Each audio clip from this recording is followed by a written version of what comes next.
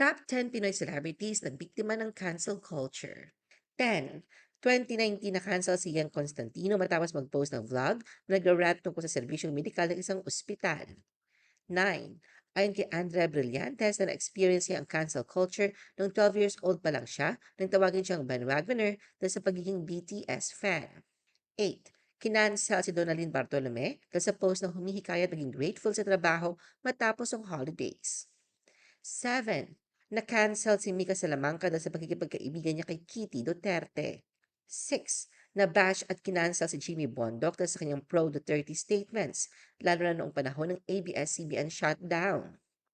5. Nakaranas si Lea Salonga ng backlash noong 2020 dahil sa isang post tungkol sa bansa na nag-trending bilang I Stand with Lea Salonga.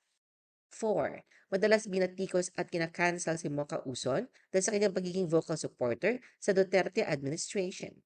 3. Na-target si Kim Chiu matapos ma-misinterpret ang kanyang sinabi sa TV bilang pambabatikos kay FPRRD. Dahil dito, tinakpan ang kanyang larawan sa isang tarp ng panaderya.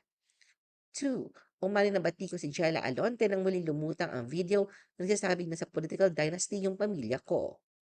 1. Kinansel si Shovie Estrada matapos lumabas ang video niyang sumuporta sa anti-drug campaign ni dating Pangulong Duterte.